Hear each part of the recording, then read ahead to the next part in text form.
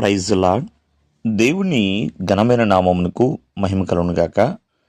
ప్రభువు పేరట మీ అందరికీ హృదయపూర్వక వందనాలు. ఈ ఉదయకాలము దేవుని వాక్యాన్ని విందాం. ఇర్మియా గ్రంథము 17వ అధ్యాయము 7వ వచనము. యెహోవాను నమ్ముకున్నవాడు ధన్యుడు, యెహోవా వానికి ఆశ్రయముగా ఉండును. ప్రియమైన వర్లరా, మరి యెహోవాని నమ్మాలి అంటే ఆ దేవాది దేవుని మనం నమ్మాలి అంటే ఆ దేవుని విశ్వాసులుగానే ఉండాలి, ఆ దేవుని ప్రజలుగానే జీవించాలి. అలా జీవించినప్పుడు మాత్రమే నమ్మగలుగుతాం. ప్రవక్త అయిన ఇర్మియా మరి ఎటువంటి పరిస్థితుల్లో ఈ మాట సెలవిస్తున్నాడంటే, మరి అప్పుడున్న ప్రజలు ఎన్నో మానవ సంబంధాల మీద, ఎంతోమంది మనుషుల మీద నమ్మకాన్ని కలిగి ఉన్నారు.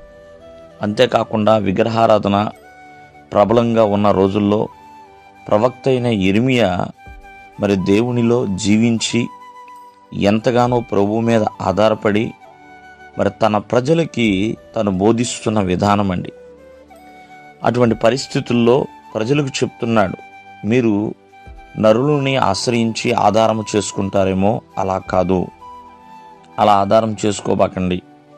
ప్రభువుని నమ్మండి, ప్రభువు మీద ఆనుకోండి అని చెప్తున్నాడు. అంతేకాకుండా ప్రభువుని ఆశ్రయించిన వారు నాటబడే వలె చెట్టు వలె ఉంటారని, చక్కగా నీటి కాలువల ఓరన ఉంటారని, మరి ఎటువంటి వేడికి కూడా భయపడరని, చక్కగా కాపు విషయంలో చింత నొందరని, మరి ఎంతగానో మరి ప్రభువు నమ్మిన వారిని గురించి చెప్తున్నాడు.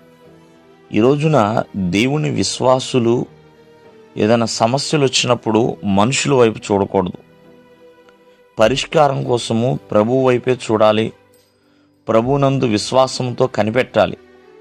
అప్పుడు ఆ దేవాది దేవుడు ఆ ప్రజలను బలపరుస్తాడు, భయం నుంచి విడిపిస్తాడు, తృప్తిపరుస్తాడు, ఆ సమస్యలో సహాయము చేస్తాడు. ఈ రోజున ఆలోచించండి, దేవుని విశ్వాసిగా ఉన్న నీవు మరి దేవుని యందు నమ్మకం ఉంచగలుగుతున్నామా? ప్రభువుని ఆశ్రయించగలుగుతున్నామా? ఈ రెండు విషయాలు తెలుసుకోవాలి. మరి అనేకమైన సందర్భాలలో ఎన్నో పోరాటాలు ఎన్నో ఉంటూ ఉంటాయి, కానీ వాటన్నిటిలో కూడా దేవుడు మనల్ని బలపరుస్తాడు. ఎన్నో భయాందోళనకి గురి కావచ్చు, కానీ దేవుని యందు విశ్వాసం ఉంచువారు ధన్యులేనండి. ఎప్పుడూ దేవుని యొక్క వాగ్దానము చేత ఆదరించబడతారు. అన్ని సమయాలలో ఆయన యందు నమ్మకము గనక ఉంచగలిగితే దేవుడిచ్చే ఆదరణ ఎవ్వరూ కూడా ఇవ్వలేరు. దేవుడు మిమ్మల్ని ఆశీర్వదించునుగాక. ఆమేన్.